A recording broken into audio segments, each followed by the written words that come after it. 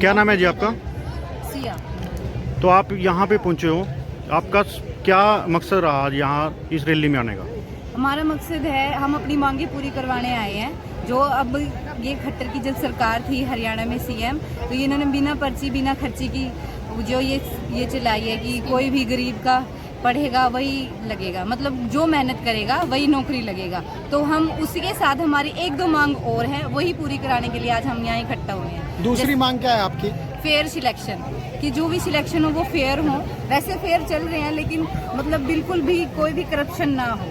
दूसरी हमारी मांग है कि टैक्स फ्री होनी चाहिए एजुकेशन। सिर्फ इंडिया ही एक ऐसी कंट्री है जहाँ पे टैक्स लगता है एजुकेशन पे, बाकी और कहीं भी एजुकेशन पे टैक्स नहीं। एक और तीसरी हमारी ये है कि जो रिक्रूटमेंट है, जो हम ये वैकेंसी है ये रेगुलर में हो। कोई एक हमें अगर कोई कैलेंडर जारी कर दिया जाए कि हम ये एग्ज़ाम इस दिन है और इस डेट को होगा, इस दिन रिजल्ट निकल जाएगा, तो ये होना चाहिए। क्योंकि हरियाणा में कुछ भर्तियाँ होती हैं फिर वो कैंसिल हो जाती है, रद्द हो जाती है, गिनी पे केसेस चल जाते हैं, बहुत लंबे टाइम तक वो लटक जाते हैं। लेकिन ये केसेस चलना और भर्ती रद्द होना तो सबसे ज़्यादा काम बीजेपी सरकार में ही हुआ है और आप लोग फिर भी इनको सपोर्ट कर रहे हो। किया है यहाँ की जितने भी स्टूडेंट हैं हमारे आईसीएस ब्रांच के परिमल सर हैं हमारे, उन्होंने प्रोटेस्ट किया है। यहाँ पे ना हम इतनी ज़्यादा तादाद में आज इकट्ठा हुए हैं, तो हम किसी के दबाव में नहीं आए हैं। हम ये दिखाना चाहते हैं कि हरियाणा का युवा भी ना इतना समर्थ है कि वो ना समझता है, जो ये इनकी पॉलिटिकल जो भी बातें हैं उनको समझ रहा है। आगे हम ये मुद्दे रखने चाह रहे हैं, शिक्षा, स्वास्थ्य और रोजगार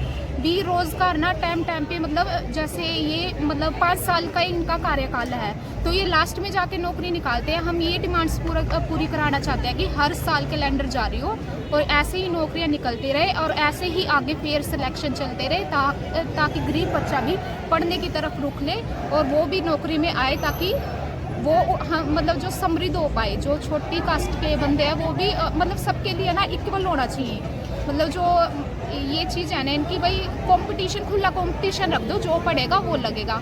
अदर कैंडिडेट मतलब अदर पार्टी के कैंडिडेट ये बोल रहे हैं कि 50 वोट पे हम एक नौकरी देंगे। मतलब ये आप लगाओ कि एक गांव में अगर वो 50 नौकरी भी देने लगे तो उसमें गरीब बच्चे का नंबर कहाँ आएगा? क्योंकि अमीर लोग पैसे दे के आगे लग जाएंगे, हमारे जैसे गरीबों के पास पैसा नहीं है, हम तो पढ़ने के बावजूद भी पीछे रहेंगे ना। तो हम इस सरकार से ये डिमांड रखने आए, अपनी डिमांड्स को हम पूरा कराने आए हैं। हम किसी की पार्टी की तरफ से नहीं आए, ना बीजेपी की तरफ से ना ही कांग्रेस की तरफ से। हम बस ये चाहते हैं कि शिक्षा, स्वास्थ्य और रोजगार को लेके जो फेयर सिलेक्शन चल रहे हैं वो भी आगे ऐसे चलता रहे, और जो कैलेंडर है जो ये 5 सालों के बाद मतलब ये नौकरी निकाल रहे हैं, ये रेगुलर मतलब एक साल के अंदर ही निकलते रहे और ज़्यादा से ज़्यादा युवा वर्ग पढ़ाई की तरफ मुड़े और सबसे ज़्यादा लोग मतलब गरीब वर्ग के भी ऊपर आए। क्योंकि जब पढ़ेंगे और नौकरी लगेंगे तो वो ऑटोमेटिकली ऊपर ही आएंगे। अगर बीजेपी की सरकार में भर्तियां लटकी है ना, तो फेयर सिलेक्शन भी बीजेपी की सरकार में ही हुए हैं। हाँ। उससे पहले कोई एग्जाम नहीं था, कुछ नहीं था। जो ये सिटी वगैरह या डेली भी जो सिटी में ये पीछे हो गया था, हमने उसको प्रोटेस्ट भी किया। जिन मतलब पेपर वगैरह लीक हुए हैं ना, हमारे परिमल बबीता मैम ने उनको प्रोटेस्ट भी किया है। हम यहाँ किसी एक पार्टी का समर्थन करने नहीं आए हैं, पर ये हम सच के साथ है। भाई कौन गरीबों की तरफ देख रहा है और कौन सच्चाई के मार्ग पर चल रहा है, जो यूथ की मांगे पूरी करेगा, हाँ हम उसको वोट देंगे। आज आप लाडवा विधानसभा में पहुंचे, ठीक है। यहाँ पे हरियाणा के मुख्यमंत्री श्री नैब सैनीज भी कुछ समय के बाद पहुंचने वाले हैं। बॉलीवुड से अभिनेत्री वो भी यहाँ पे पहुँचने वाली है। मेन एजेंडा क्या है? क्या आप अपनी मांगे पूरी कराने के लिए यहाँ पर पहुँचे हैं, या कहीं ना कहीं देखा जा रहा है, आपके साथी ने भी अभी थोड़ी देर पहले बोला कि हम भारतीय जनता पार्टी की वोट मांगने के लिए भी यहाँ पर पहुँचे? नहीं जी, हम किसी की वोट मांगने के लिए यहाँ पे नहीं। हम ये दिखाना चाहते हैं कि हरियाणा के युवा यहाँ पे यूथ इतना इकट्ठा हुआ है, वो अपनी मांगे पूरा करवाना चाहते हैं, चाहे कोई सी भी सरकार हो। हमें अपनी मांगों से मतलब है जी। तो आप किसी तरह का प्रदर्शन यहाँ पर करेंगे? नहीं, प्रदर्शन नहीं करेंगे। हम अपनी डिमांड्स रखेंगे कि इस सरकार में अगर इनकी सरकार है तो हमारी जो ये बातें हैं वो आगे बढ़ाए।